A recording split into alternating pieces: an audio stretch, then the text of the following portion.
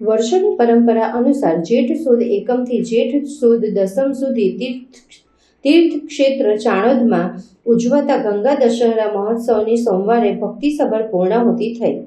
ગંગા દશહરા પર્વ વાણી, કર્મ અને વિચારોથી થયેલા 10 પ્રકારના પાપ દોષમાંથી મુક્તિ આપનારો હોય. આ મહોત્સવ દરમિયાન ગુજરાતભરમાંથી લાખો ભાવિકોએ તીર્થક્ષેત્ર ચાણોદ ખાતે પધારી આ પુણ્યકારી પર્વનો લાભ લીધો.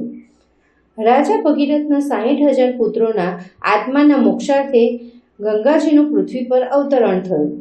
ગંગાજીનું પૃથ્વી પર અવતરણ થયું તેની સ્મૃતિમાં વર્ષોથી પરંપરા વડોદરા જિલ્લાના દક્ષિણ પ્રયાગ તીર્થક્ષેત્ર ચાણોદના પ્રસિદ્ધ મલ્હારરાવ ઘાટના કિનારે ગંગા દશહરા મહોત્સવ અત્યંત શ્રદ્ધા ભક્તિપૂર્વક ઉજવાય છે. ચાલુ વર્ષે સપ્તમીની તિથિનો ક્ષય હોવાથી આ મહોત્સવ અધિક જેઠ સુદ એકમ તારીખ 17 મેથી પ્રારંભ થઈ અધિક જેઠ સુદ દસમને તારીખ 25 મે સુધી 9 દિવસ સુધી ઉજવાયો.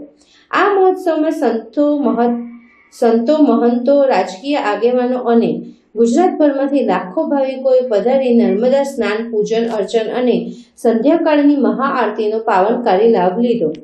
તારીખ 25 મે સોમવારના રોજ આ મહોત્સવનો અંતિમ દિન હોય. છેલ્લા 9 વર્ષની પરંપરાને જાળવી રાખી મત વિસ્તારના ધારાસભ્ય શૈલેષ મહેતા અને તેઓના પરિવારે પૂર્ણાહુતિ, પૂજન અર્ચન અને મહાઆરતીમાં ભક્તિભાવપૂર્વક જોડાઈ કૃતાર્થ થયા હતા.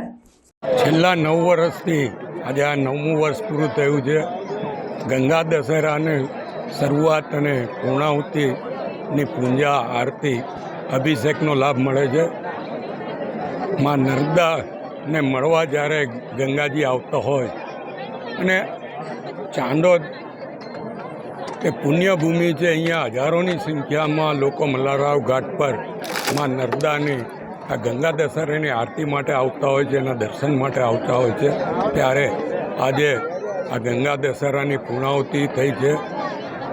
હું માં નર્મદા અને માં ગંગાને પ્રાર્થના કરું છું કે અહીંયા જે કોઈ ભક્તો આવ્યા હોય અને જે કોઈ મનોકામના લઈને આવ્યા હોય તમામની મનોકામના પૂર્ણ કરે અને ખાસ કરીને દરબાવતી વિધાનસભાના તમામ નાગરિકો પર માં નર્મદા અને ગંગાના આશીર્વાદ વરસતા રહે એ જ આજે પ્રાર્થના કરું છું.